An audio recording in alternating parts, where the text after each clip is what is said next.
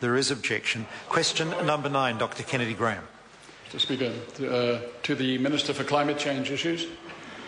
Why is the government making changes to the ETS, which Parliamentary Commissioner for the Environment Dr Jan Wright says will make, quote, taxpayers subsidise the cost of pollution indefinitely, and which he has described as, quote, a very poor way of subsidising jobs?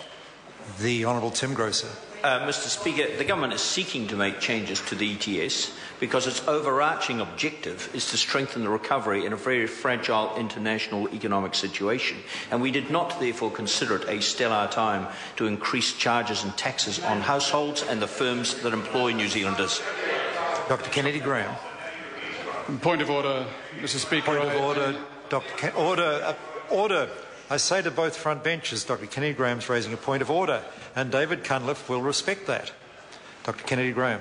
I seek leave of the House to table the Minister's Cabinet paper on the proposed changes to the ETS, whose Table 1 shows the net fiscal impact of proposed policy changes on an itemised basis. Leave is sought to table that document. Is there any objection? There is no objection. Dr Kennedy Graham, supplementary question.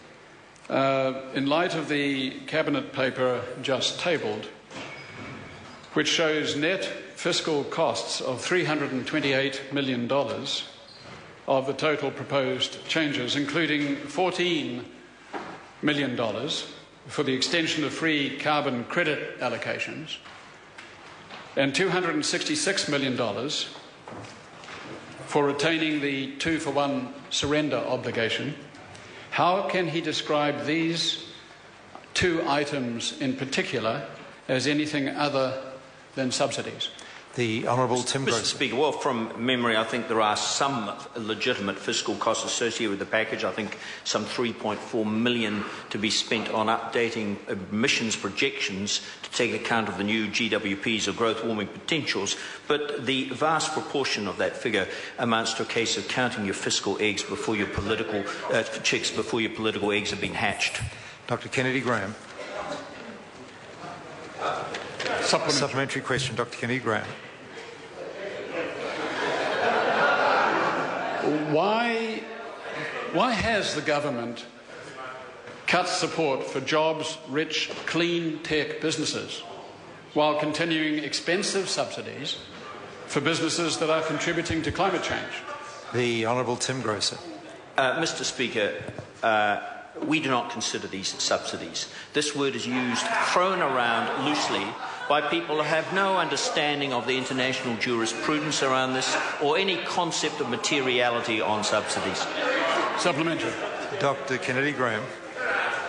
Having clarified to the House's satisfaction the matter of subsidies in light of tabling the document, and to put it in another way that is comprehensible to the Minister, why is it fair that taxpayers pay for 95% of the cost of large greenhouse gas emitters' pollution? The Honourable Tim Grosser. Well, our households are paying their share of the ETS, as are all New Zealanders, including farmers.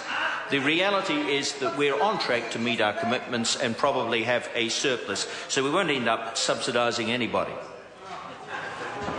Supplementary question, Dr Kennedy Graham. If greenhouse gas emitters don't themselves pay for the cost of the pollution now, who does? The Honourable Tim Grosser. Well, provided you're part of the covered scheme, an industrial polluter, which includes processed food producers, will be paying their share of the costs of the scheme. Question number 10, Katrina.